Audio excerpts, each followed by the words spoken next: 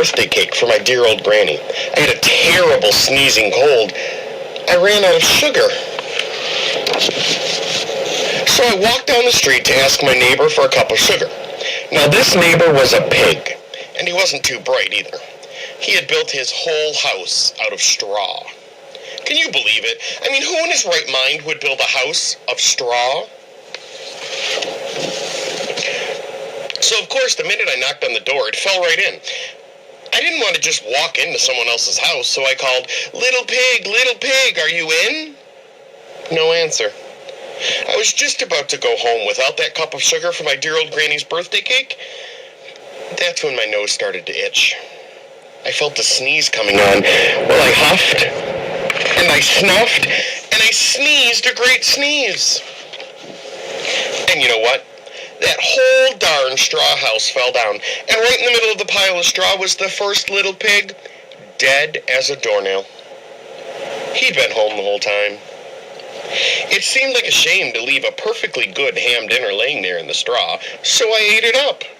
Think of it as just a big cheeseburger laying there. I was feeling a little better, but I still didn't have my cup of sugar. So I went to the next neighbor's house.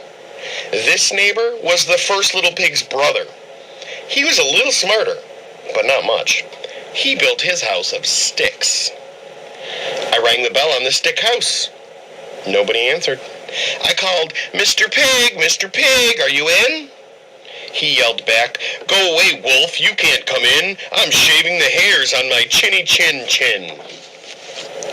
I had just grabbed the doorknob when I felt another sneeze coming on. I huffed, and I snuffed, and I tried to cover my mouth, but I sneezed a great sneeze. And you're not going to believe it, but this guy's house fell down just like his brother's. When the dust clears, there was a second little pig, dead as a doornail. Wolf's honor. Now, you know that food will spoil if you just leave it out in the open, so I did the only thing there was to do. I had dinner again. Think of it as a second helping. I was getting awfully full, but my cold was feeling a little better, and I still didn't have that cup of sugar for my dear old granny's birthday cake. So I went to the next house. This guy was the first and second little pig's brother. He must have been the brains of the family. He had built his house of bricks. I knocked on the brick house. No answer. I called, Mr. Pig, are you in? And do you know what that rude little porker answered? Get out of here, wolf. Don't bother me again. Talk about impolite. He probably had a whole sack full of sugar, and he wouldn't give me even one little cup for my dear old sweet granny's birthday cake. What a pig. I was just about to go home and maybe make a nice birthday card instead of a cake when I felt my cold coming on.